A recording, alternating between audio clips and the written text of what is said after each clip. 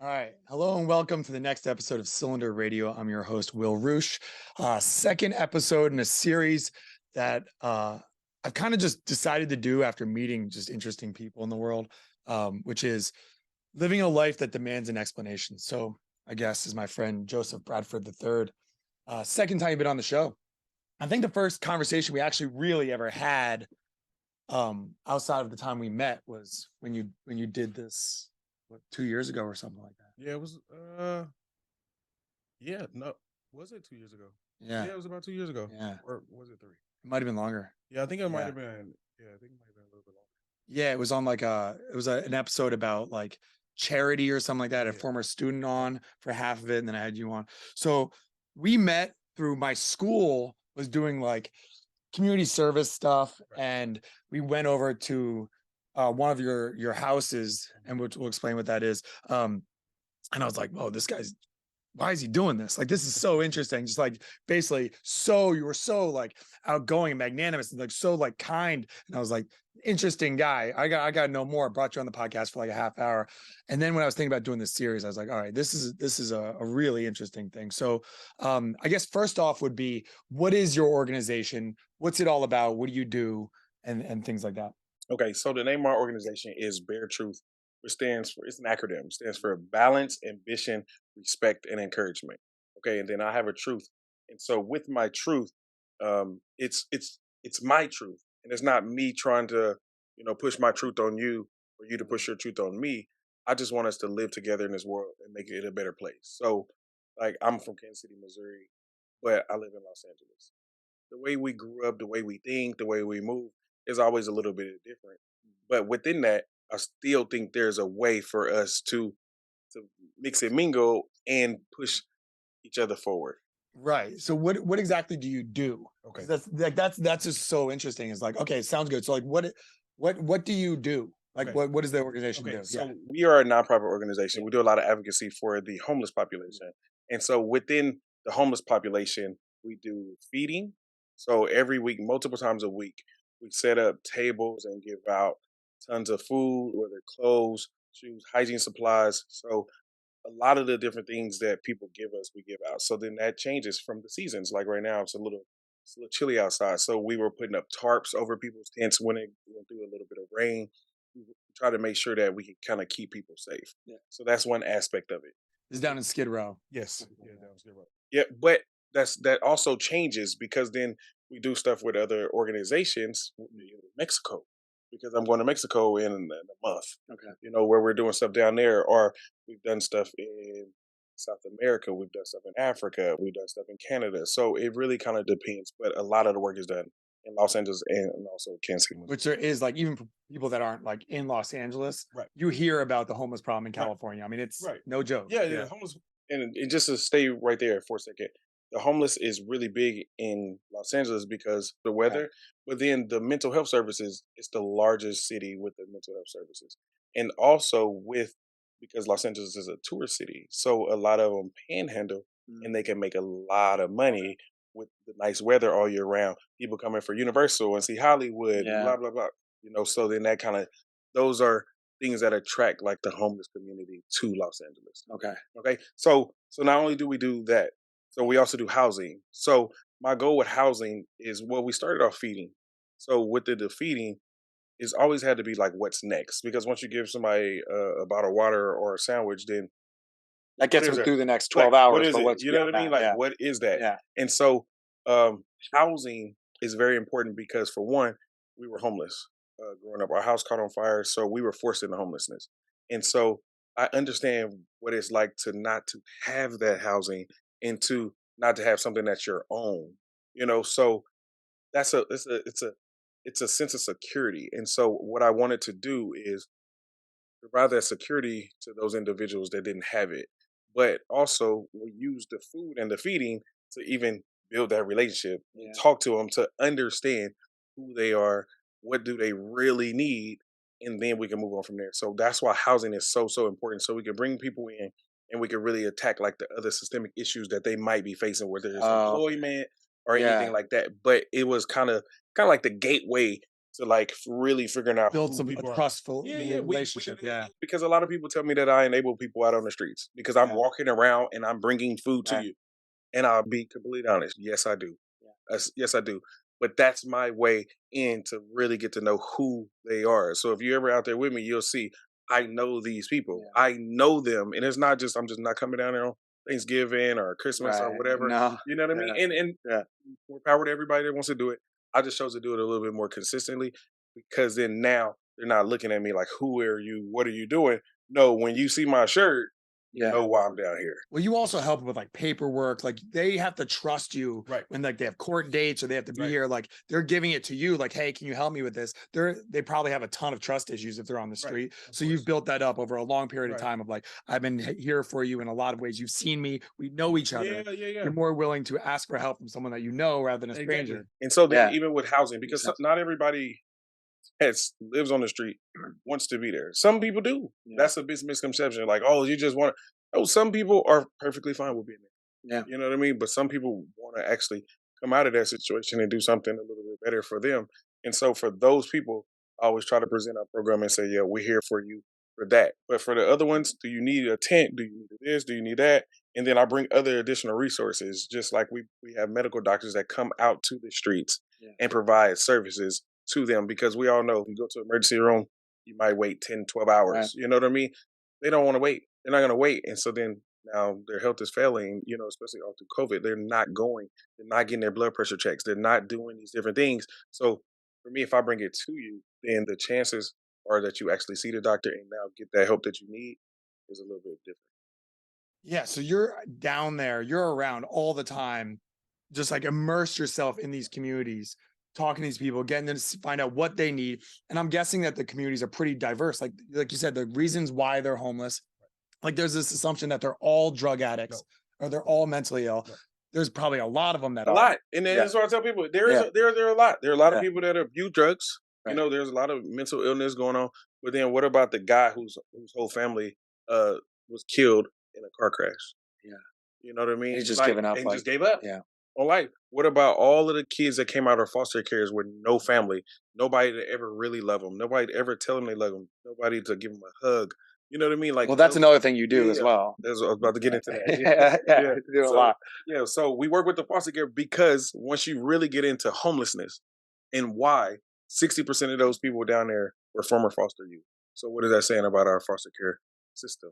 You know what I mean? So then now, if you understand that, and that's for me, I submerged myself into it. So then I had to realize, oh, you're a former foster youth. Oh, you're a former foster youth. So to me, that's feel like let's now address that problem. Yeah, You know what I mean? So then now I partnered with so many different councils and Department of DCFS around the city to help house those kids too. So to avert them from ever being homelessness. So if I can catch them when they age out of foster care, then now I give them a place to stay instead of going to the streets because we all know if you're looking for trouble, you can find it. yeah, If you want the trouble, you can find it. So that was very strategic on my part. Like, no, I need to get into this system. I need to talk to these kids.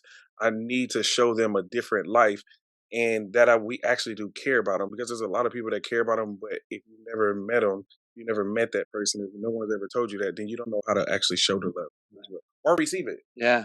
So it's an important thing, to really get in there. And there's so many kids that want to be loved, and all of the things that we see in the news or we hear about on social media is because people are not loved.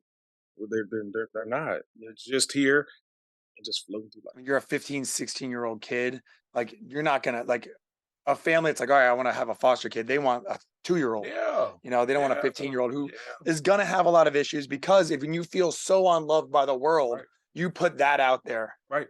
Like you just feel like the world has just been crushing you constantly. It's like you have so many defenses up back to Yeah, that hurt people thing. It's a defense mechanism with all this armor that you're gonna have to work your way through. And that's a lot of work that people who want to be a foster parent, which is an incredible thing, but it's yeah, like, I'll be a foster parent, but for like this kind of kid, yeah. not that kind of kid. Now I let understand. me be honest with you. So then, like I said, I submerged myself into it. So what did I do? I go and do the paperwork, get the fingerprints, and become a resource parent. That's what they call them now, a resource parent. So I became a resource parent. But right when COVID started, well, right before COVID, they were talking to me about different kids. Well, one kid was he was still in like juvenile, so he was in a kiddie prison. That's what it really is, you know. So I was going there talking to him and meeting them, and they had me speaking to a bunch of different kids, but this one particular kid, it was like 14 or 15. Okay, so week after week, mind you, I'm going there my own time, you know, Mhm. and eventually he told one of the COs he was going to do whatever he needed to do, and then he was going to get out and then had the homies and come and rob me. You know what I mean? So it's like that whole mentality. That's what he was doing. He was going to fake it, and so I understand why some people are hesitant, Of course. you know, to say mm-mm, because even I was like, this ain't a good situation for Yeah. me. You Yeah. know what I mean? Or another kid, 10 years old. Well, he had sexual problems, you know, and he's now was having other sexual issues. Well, I have at this time I had a 4 and a 5 year old. Yeah. Not for me again. Right. You know what I mean? So I understand, and that's why I tell people, I'm just like you. I understand why you would not do this, you Yeah. know, but I also still keep trying and try to approach it a different way and just try to figure out now what does work for me. And now how do I maneuver in that system? So that's why I speak. That's why I go up there and I talk to them. And I'm still available for them, maybe just not in my home. But if I had kids that were out the house, maybe, you know, it might be a little bit different. But I'm still trying to do something. I just didn't give up. Yeah, man. I mean, I know you fairly well now. Like you're a busy guy because it's a lot of logistical stuff. It's like grant writing. You're trying to connect to, donors and government because wherever you can get funding to do this stuff to keep growing what you're doing. Like a lot of people don't want to do this stuff, and like you said, like I get it, you get it, but for those that do, such as yourself, Joe, like you need resources to do that. So a lot of your job is basically trying to get the resources towards. Yeah, my job is a lot of it is connecting, being the bridge between said population, whether Mhm. it's that homeless community and Will and Sheila. Yeah. You know what I mean? Like, how do I bridge that gap? And I tell people I represent a lot of people that you'll never see. Yeah. You know, you've been to my house, so you've met some of my tenants at that time. Yeah. You know, but some people that are not able to come out, or they working, or this or that, you know, you'll never get to see. Or you guys that came down the Skid Row multiple times, so then like you got to see this community where my line is stretching all the way down the block, and so many Yeah. people are coming through getting clothes. Some people with their kids, some people by themselves, some people in walkers or wheelchairs. So my job is very, very important because without that, some people will never know like this is happening, Ever. you know. Yeah. But it's happening. It's Yeah. happening all around us. But depending on where you shop, where you go, where you live, you don't see it. In my neighborhood, you don't see it. Yeah. But 10, 15 miles down the road, it's everywhere. LA is such a segregated city. It's Yeah, really wild, man. Like yeah. I teach on the West Side now, like a wealthier population, and they've never been like east of like the five, like east of the five, south of the Yeah, 10. yeah, Like to the barrio, to like the hood. Like they've never been there. Maybe driven through fast with their windows up. yeah, But then when I taught in East LA, those kids were 17, never been to the beach. exactly. So we're all like in these little bubbles, and you really are a voice for these dispossessed population. So gets to what I really, I mean, there's a lot of reasons why I'd want you to come on the podcast again, but how did you become this person that's dedicated your life to this? And I remember asking you this when we were out hanging out doing something, and you told me a story of a little bit about like the way you grew up, and if you just don't mind like sharing that story because it's a story that I've then shared with other people Oh. because it's like I only know you from, mid 30s Yeah, Joe. You know what I mean? yeah, Like I know this Joe who like yeah, yeah, has dedicated his life to yeah, helping like yeah, orphans and widows, and like yeah, homeless people. yeah, Like the most like moral good person I've ever met, yeah. you know. Then you told me the story about like how you got here, and it's quite a journey because I think that's really valuable for a lot of people out there who are looking at someone like you who's dedicated their life to this, like, oh, well, I'll never be like him. He's like, has the halo over his head. Okay. But it wasn't always Nah, like that. you know what? So And I tell my students the same thing. I yeah. tell my students because I also have a mentoring program and where we work with the kids in the schools and everything like that. So I have a social emotional program and where we're teaching that as well. But I tell my students, you guys have met me now, but when I was your age, I was a completely different person. Did I have this in me? I'm sure. I'm Yeah. sure it was in there. You know, but my mother had me at 15 years old. Okay. She had a kid at 15, 16, 18, 19, 20. Okay. Yeah. My father died when I was like 6 or 7 years old. So right around our kids' age, we no longer I didn't have that. And so since I'm the oldest, my mother had no brothers, no sisters. My daddy's siblings, all his brothers got murdered. Every male that I feel like I got close to was either died or got murdered Because of the neighborhood you grew up in because Kansas of the City. neighborhood or 5 whatever kids, they so were. your mom was Yeah. 21 with 5 kids. Mom was 20 with five 20 kids. with 5 kids. 20 with 5 kids. Yeah, before she was legally can drink, she already had 5 kids. So then now when she's going to drink, I mean, not saying she's going to drink, but she was going Yeah, out. yeah. Who's She's watching? she's a 20-year-old. Who's Yeah, watching the kids? right. Who's watching the kids? 6 year old, 7 year old me. You know what I mean? Yeah. So for me, it was always like a lot of responsibility. I always had to be responsible. And that's how I felt just growing up, taking care of my siblings because my mom was now working, maybe 2 jobs, maybe 3 jobs. You know what I mean? To make sure that we could give up. And I always give a shout out to my mother because she did not give up on us. She never, no matter what we went through, she never gave up on us. Okay. So, well, going through life, like I said, then our house caught on fire. That forces us into homelessness. So that night we went to a Motel 6 for 3 days, and after that we went to a shelter. Okay, Yeah. and from there, my mother, I know she ended up telling whatever the story she told and got us into a domestic violence shelter. So one thing that most people don't know, domestic violence shelters with kids are a lot better than the regular shelters.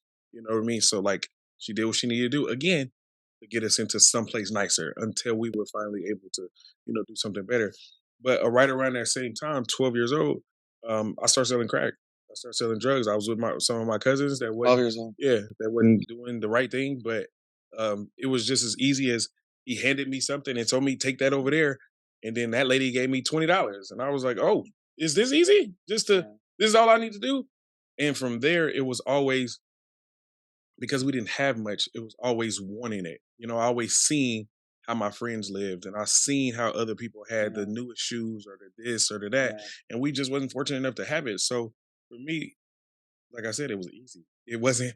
It didn't feel nothing hard about it. Like I Didn't was with feel my immoral? not at the time. Nah, I No. was with my You didn't connect at 16, all? Yeah. 17-year-old cousins. Nah, and Yeah. it was just at that point, it was like what we did. They were You're doing it such a and child. I seen them 12. doing it. Yeah, I was 12 and but because they were now older, this is the influence of older Yeah. people. But they're also babies too. They're 16, Exactly. 7. You look at a Exactly. 17-year-old now, you're like, "That's a baby." Exactly. I know. But at that point, my Yeah. cousins had the girls, they Mhm. had a car, they had nice clothes. I ain't have any of that. Obviously, yeah, I was a little Of younger, course. but I didn't have that. So I wanted that too because and I think that comes from a not having stuff because I didn't get new shoes all the time. I didn't get new clothes. It was always like a hustle. I started working. My very, very, very first job was when I was 9 years old. I started working at the corner store. I made $2.50 a night sweeping and mopping the little corner store. And that was because we weren't fortunate enough and we were going on some trip. We was going to like New Orleans or something when I Mhm. was in like fourth grade or something. Yeah. And I asked my mom for some money and she was like, I don't know, and I was like, cool, I'm gonna go get it myself. My mama grew up in this neighborhood, so I knew everybody in the neighborhood. I knew the man at the corner store. He let me work there, and I saved almost $80. So now Yeah. imagine how many days I had to work for Yeah. $2.50 to get to about eighty So you're dollars. the entrepreneurial, I like, had to, spirit yeah, from an and early that's age. what I'm saying. It always was in me because it was. I looked at my situation from a very young age and was like, this world is not gonna give me anything. Yeah. Yeah. It's not gonna Yeah. just give it to me. So I had to like put myself out there and then work hard at it. Right. So then I'm telling you about this when I was like 9 years old, and now going up to 12, I'm selling drugs. But then also now I'm gambling at school. I'm shooting dice in the bathroom because I had money because I was Mhm. working. And then my mama ended up um, dating this German guy, and he had a construction company. So now I'm working with him. I'm still selling drugs. So like now I do got a little bit of money, you know. And so going through the years, and then when I was about like 16, um, still selling drugs. And then this guy, he robbed me. I know exactly what it was. So I had between product and cash, I had like $20,000 on me. Robbed you at gunpoint? Yes, at like 16. And Was that like was that the first time you had a gun pointed at you, or was that was just that was like a semi-regular thing? I mean, was nah, it? it was the first time that I had a gun pointed directly at me. Yeah. For me, we've been shot at being outside. Just being You know what I mean? Like just doing stuff, or whether I'm with my cousins and we're in some random neighborhood, or maybe my cousins did something that they didn't always preview. I wasn't always preview to everything Yeah, yeah, because of yeah. my age. Yeah. But that was the first time where it was like gun to my face. I need everything, And in that moment, it was of course I gave them everything because I didn't want to now die. But now I'm mad as fuck. You know what I'm Yeah. saying? Yeah. Because like I didn't now work this hard, and then like I actually knew this guy as well. So then that we weren't friends, but I knew who he was, and so at that point, yeah, I was now in that world, in that life that you live in, like you have to commit to it. You can't have have ass do it. You know what I mean? Because then now you're gonna be known as the guy that's gonna keep getting robbed, and I'll be damned if you keep robbing me Yeah, you and don't nothing you happens. don't Like do anything. no, yeah, Yeah. yeah. So Yeah. at that point now, I had made a plan to murder him, his mama, his daddy, and his siblings. And like for like 2 weeks, I didn't even go to school because I had like a little notebook because I had like his mama left at this time, his daddy left at this time. This is what time they came Was he your home. age? He was like 16, Yeah, he 17? was like maybe a year or two older than me, or right around there. We was right around the same age. He went to my high school, so Yeah. like I'm saying, I knew of him. So that means other people probably knew. Yeah, and So and they and that, and that knew. pissed me off too Right. because then Oh, now he got the he best might of be you. yeah. So Yeah, then now yeah, that's yeah.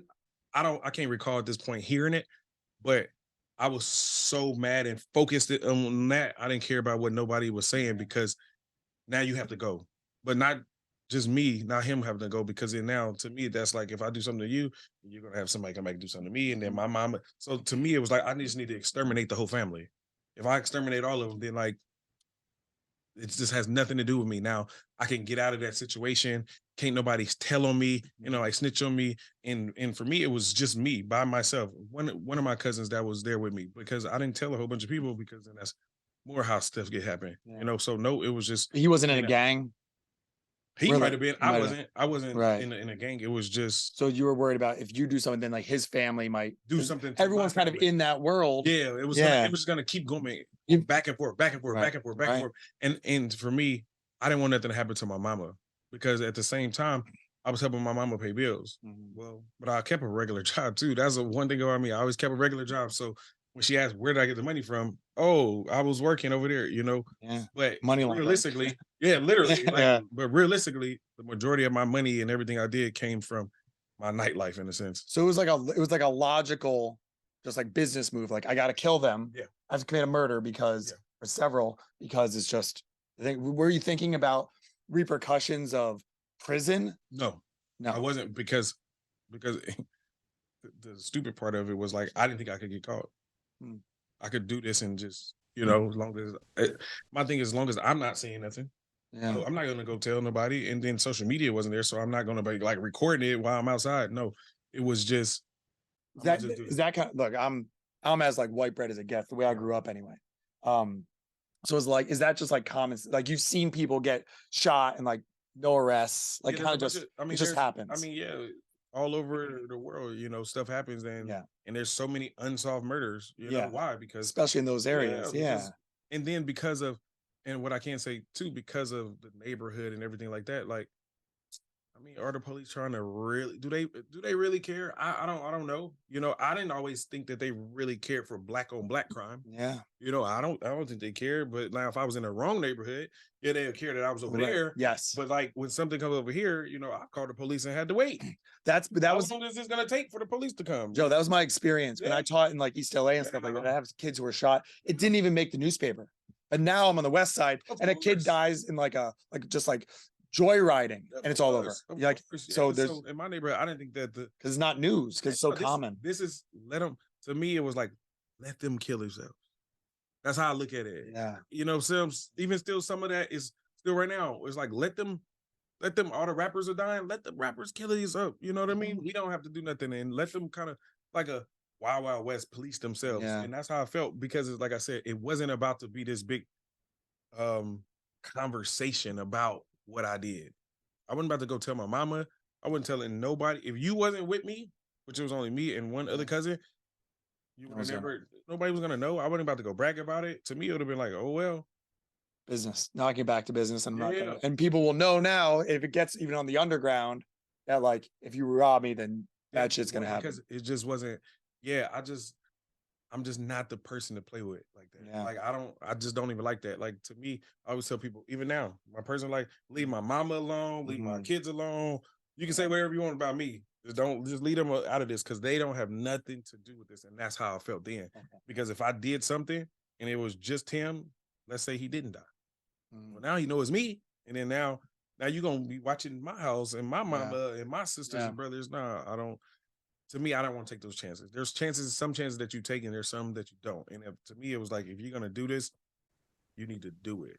So you got a gun? Yeah, I mean, we already had guns. We had guns a long time ago. Yeah. Oh, okay. I mean, I probably had a gun, not that it was mine, but I probably had access to a gun at 12. Okay. Probably really, yeah.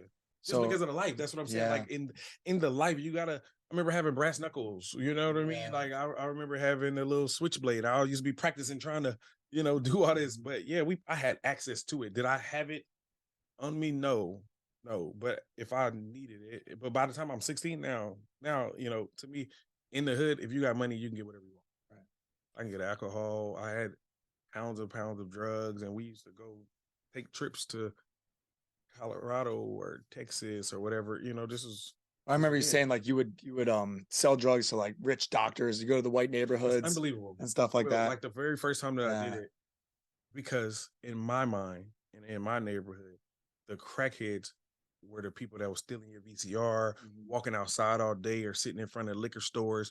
Like these people have no lives.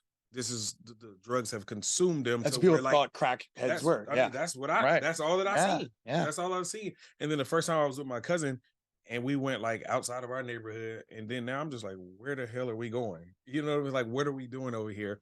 And then he put up to a nice neighborhood. This we just pull up, and then like some white guy come to the door, and my cousin does what he's doing. So it's not like I need to ask him. And then I was like, but I did. I was like, what are we doing out here? And he was like, oh, I'm just we working. That was work to us. Yeah. And it was like, yeah, he was like, he's a functional crackhead.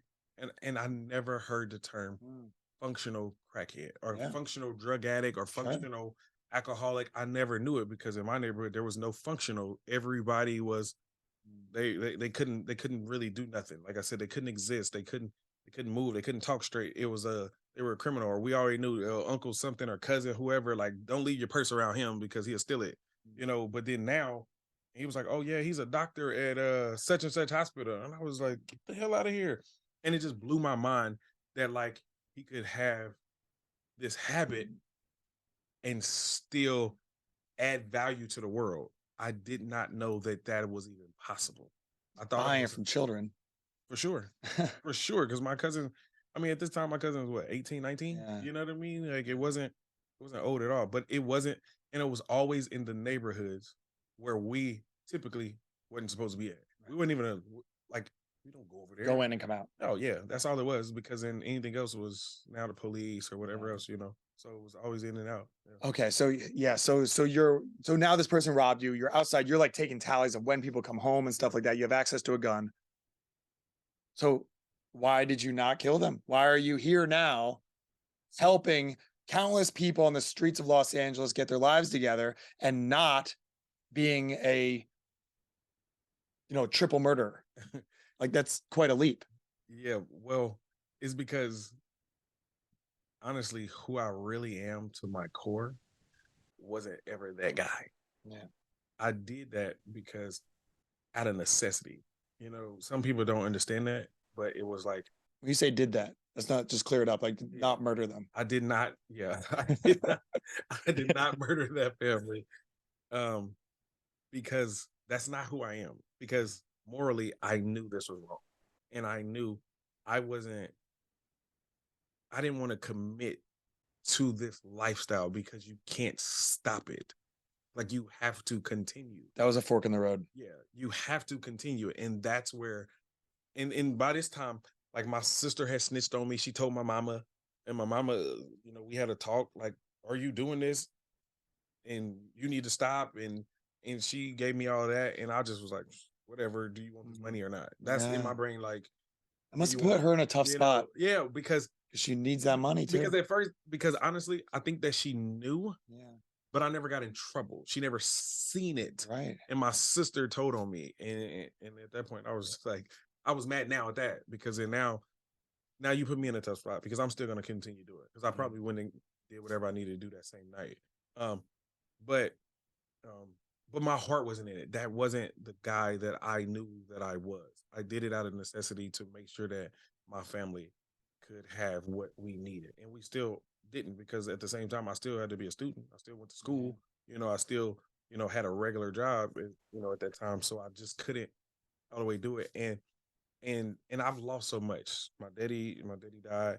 My two uncles were murdered. My friends were murdered. My cousin, my next door neighbor was murdered. So it was all these different things, and it was just like really, I was just like sitting there one day, like, and I was like, this is not who I want to be.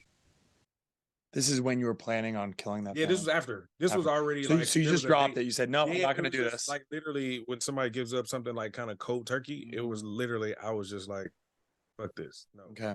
Like it was and I didn't know till later on in life, like really what that was. All I knew is that I just don't want to be this because it wasn't going to stop. In our world, this shit doesn't stop. I would have did that.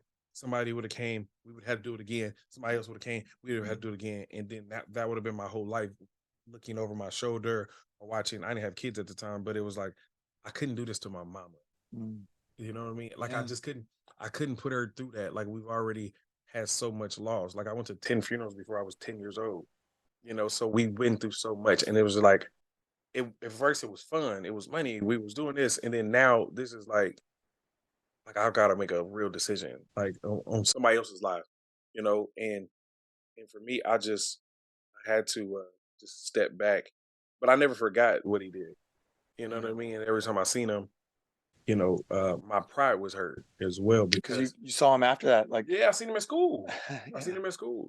So then I had to eat that and live with the fact that like Yeah. he did that and I didn't do nothing, which sucks. And it's still like I mean, even right now talking about it, it still sucks. What happened to him? Um, You and know? then I just I honestly I just changed that part of my life. What happened to him? You know? Did Oh he yeah, get caught up in the life? he ended up getting shot in front of his son about 7 or 8 years ago. You know, and honestly, and I'll be honest with you, the first person I ever told this outside of my mama, when I heard that it happened, I ain't even feel bad. I literally said that's what you get. You know what I mean? And like right now saying it, I don't because his son was right there, and nobody should ever have to see their father, get murdered. But in that moment, like I said, I never forgot about it, even though I don't live in Kansas City. Is see him, I haven't seen him in who knows how long. But So he continued that life for a while. He was for like sure, in his 30s. yeah. And then want to tell you Yeah. the worst part about all of this? He ended up dating my sister. You told me that. Oh my god, bro. Yeah. Oh my god, and that hurt because then it was like, how could my sister do this to me? You know Yeah. what I mean? Because she know too. And then, but then for him, it was. I feel like it was another fuck you. Yeah. You know what I mean? And it just hurt. And I just had to understand that like everything happens for a reason, and everybody is gonna get their own consequences and karma and everything else. And that's just how I kind of had to leave it. Yeah. And If kind of you're, deal with it day by day. And then after a while, a little bit of out of sight, out of mind. My sister wasn't with him at that time. She got a different husband and kids, that's not with him. So I didn't have to, at least I have to see like my niece as his daughter or right. something like that. But It's a long, like life is like it's a long book. It's a long journey. So, yeah, look at where you are now in your late 30s, and he's dead and his yeah, son's an orphan, and like, yeah. um, It sucks. or he doesn't have a dad, and like, so it just things happen, but you had the wherewithal to go, this life isn't for me. You had the self-awareness to go, this isn't for me. I think there's probably a lot of people. I mean, a lot of people, you are the outlier from your community. Right. So there's a lot of people probably that have that, whatever it is, conscience in their ear, but they shut it down for whatever reason. Maybe it's just your mom, maybe the way she raised you, maybe just, I don't know, whatever it I think is. it's a mixture of all of that. Yeah. Honestly, I think it's a mixture of that. And by that time, we grew up in church, so like I did have that background. Yeah. But by the time where I'm selling drugs and I'm in the streets, I wasn't in church that much. I Yeah. always knew it, and I would talk about it like, oh, I need to go back. But like life was happening, you know what I Yeah. mean? And then So I think it's just a combination of all of that. And I think that realistically, like you make a choice on like who you're supposed to be or who you want to be, Yeah. even though you don't might not know the outcome yet.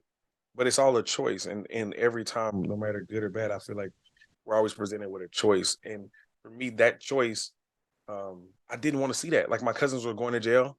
Like my cousins are probably some of them are still in jail right now from stuff we were doing, Yeah. back then. So like I look back at it and I'll say thank God that I didn't, continue going down that path. Or even another thing, my father passed away. So them cousins that I was selling drugs with were on my daddy's side. And if my daddy would have been here, I would have wanted to be over there more, Yeah. but my mama didn't take us over there.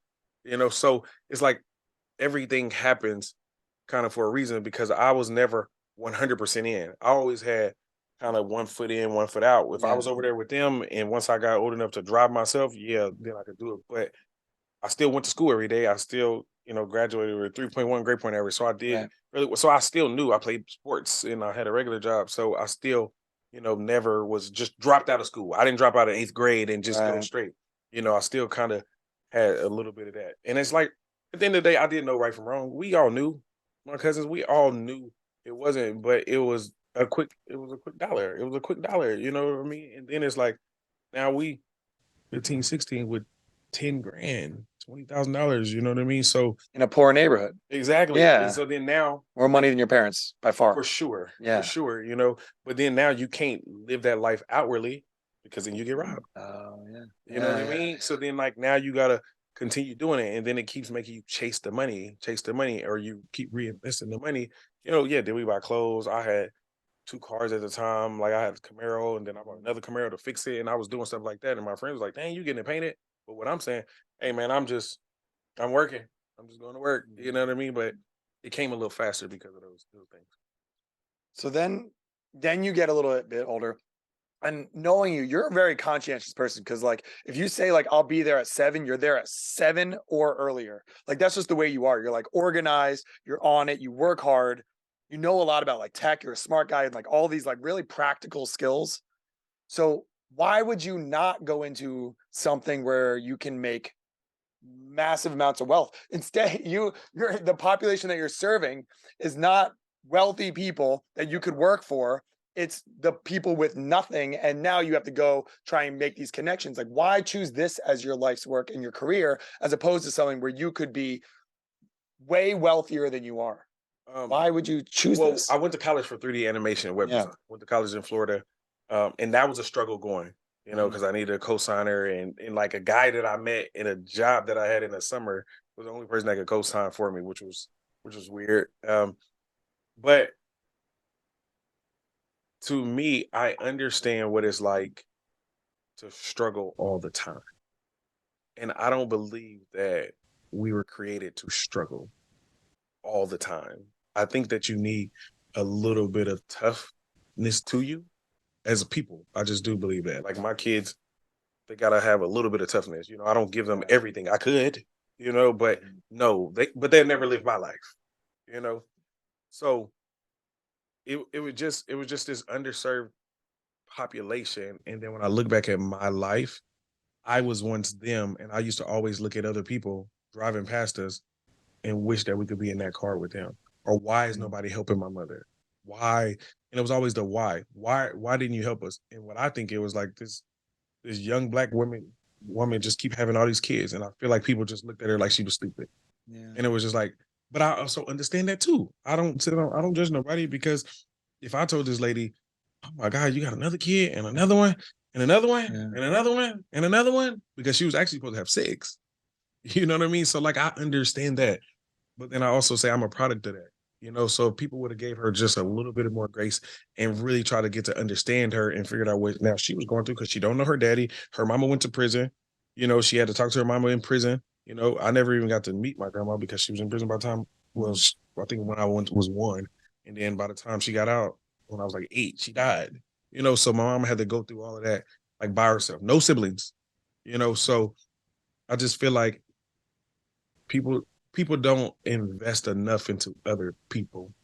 People are so selfish. And I feel like, and since I know that, I always take it on. It's my responsibility to show people a different way. And so that's why I said I'm the bridge between this community and this one, because I understand I could talk to both now, and I could show you a little bit more to say these people are not the lazy bums that you think they are. Yeah.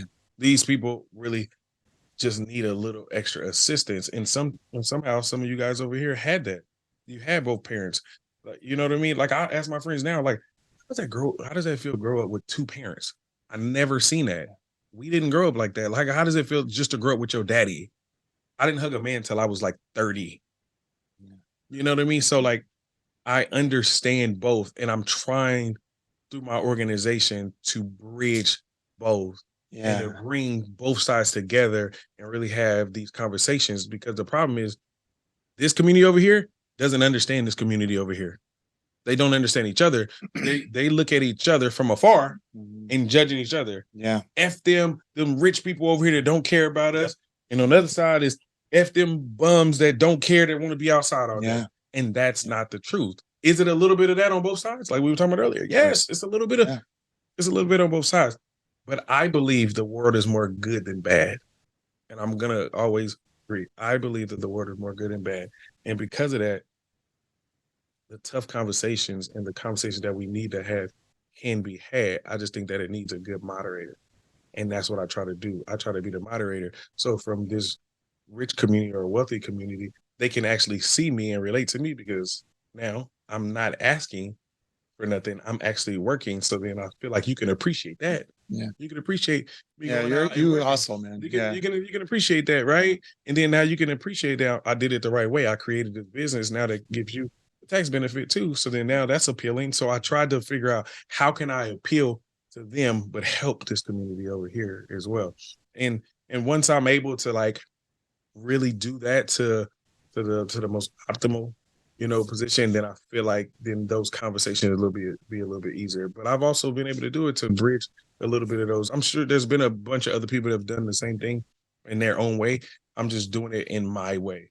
Yeah, your way is pretty awesome, man. Like I've seen like people come up to you like on the street and like try and pick fights with you. Like you're so calm, cool, collected all the time under fire, but you also hold like a hard line when someone's getting violent or whatever. Like it's really impressive to see, man. And I also see you walk into rooms where it's like a bunch of like pinky up white people and you're just like super like outgoing, and you like recognize that like if I just sit here and keep my mouth shut, that's not gonna do anything. Yeah. Like I got to go out and I got to insert myself a little bit and be polite and and do kind of play that game. Yeah, You're really good at playing the game. Yeah, I was at this event in West Hollywood a week or so ago, and it was for some media company. They was having like a conference for like people in tech. So all these people are doing so much stuff in tech world, creating commercials and blah blah blah. And I just walked up to this table, and it was one guy really suited, another guy he had on a blazer and some jeans, excuse me, and another guy had on like jeans and t-shirt. And I was like, I know why I'm here, because they asked me to come to speak. Yeah. But what are you guys doing here? And I was like, how is this diverse group even talking? Because y'all don't even match. Now they're laughing, and then now I'm able to share. Yeah. I'm just talking to them. And that's what I think that a lot of people just are not really comfortable in themselves. And I'm okay with a no, because I don't take a no as a no. I take it as a no as a not right now. Yeah. Those are not right now, because once I get to whatever position where you think you support me, then you will. Yeah. I might not be there yet. You might not have heard of my organization. You might not have seen me before. But if you see me 10 more times, maybe on a different platform, maybe on your show, then it would be like, oh, exactly. So I just always, I have to take the chance. I took the chance of moving to California. I took the chance of moving to Florida.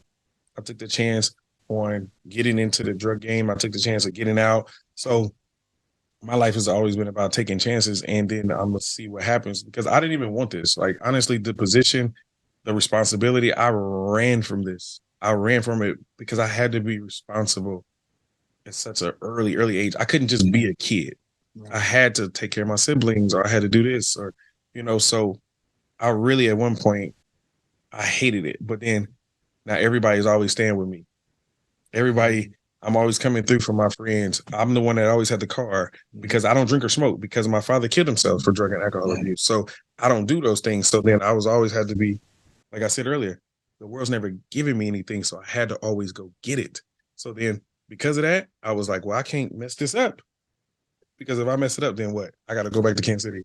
I got to now start over, and I don't want to do that. So it's just the way that I look at life, and it's like I have to go get it. If I want something, I've always had to work extremely hard to go get it. It's such an someone who didn't have any entrepreneurs like in their purview at all, marrying an entrepreneur in an entrepreneurial family.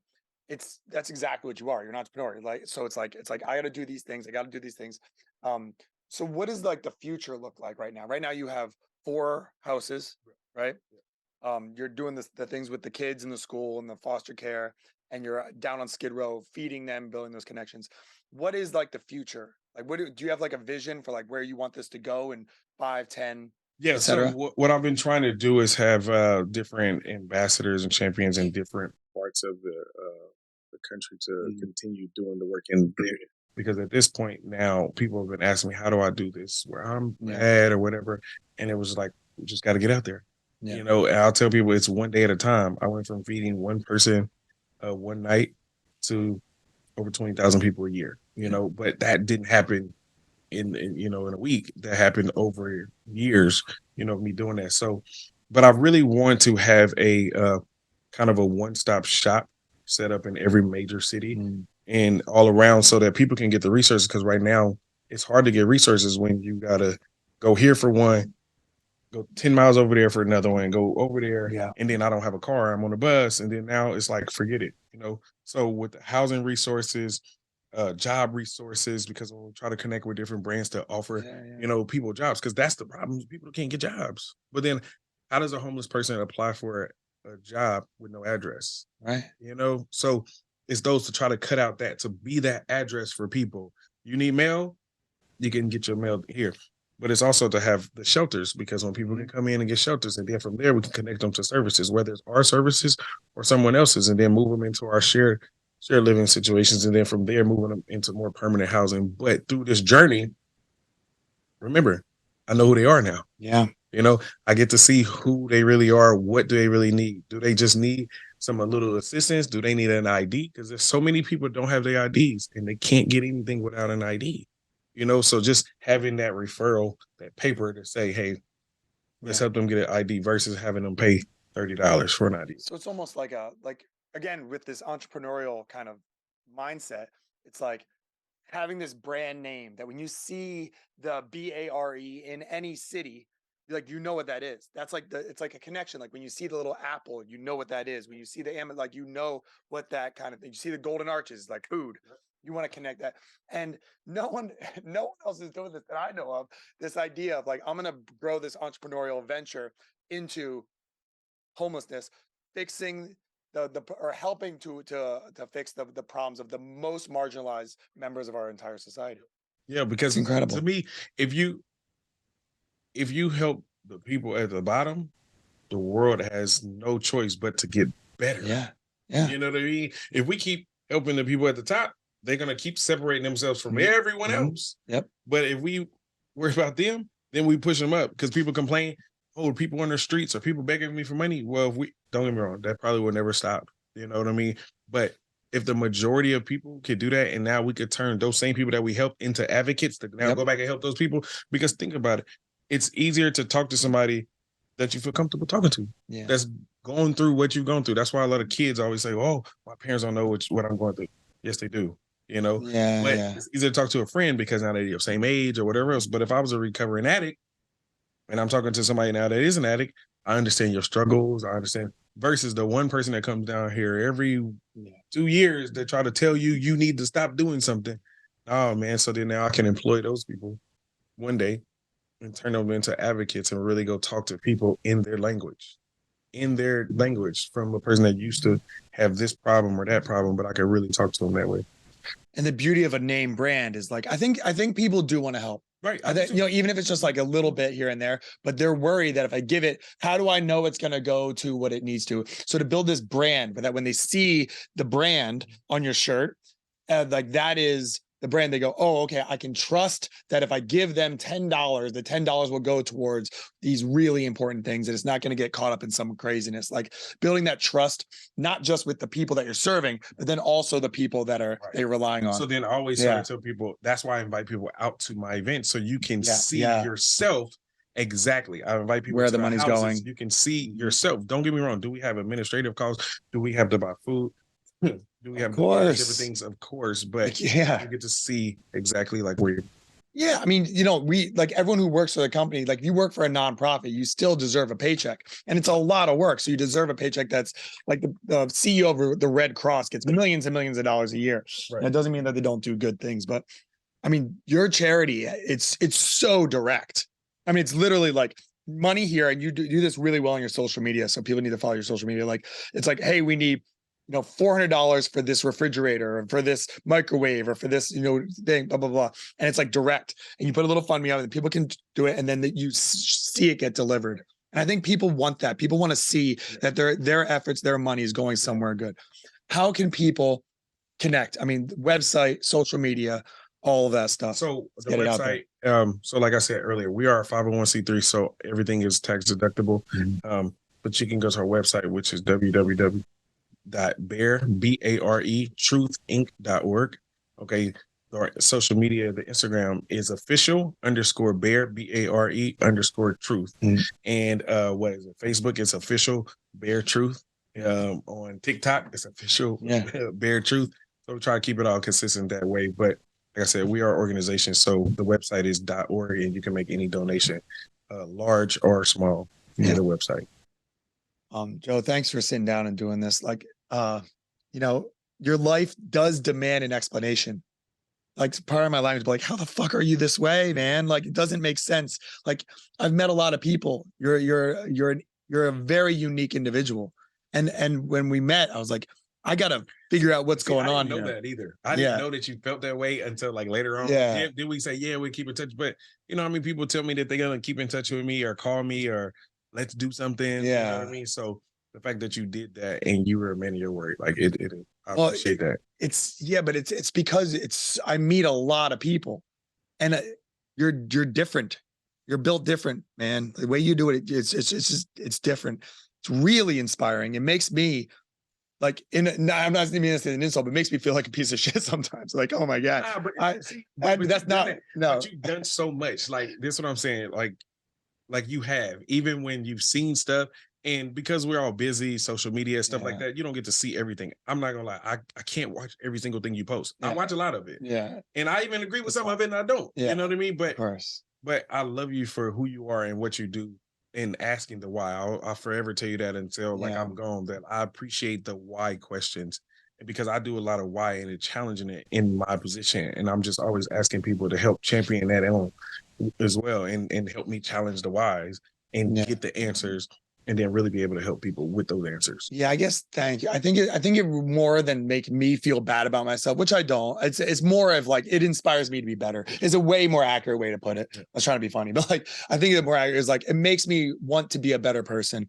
And, you know, we bring our boys down. It's good for them. It's good for like everybody, you know, that interacts with the organization. They just get better because it's so genuine. You know, so thank you for telling your story, sharing your story. And I hope that people are like moved by it the way that I was. And I was like, I got to get this out there because I just tell the story. It's better coming from your mouth and you experience it. So thank you guys for listening. Support B.A.R.E Truth. I'll put it in the show notes and everything like that.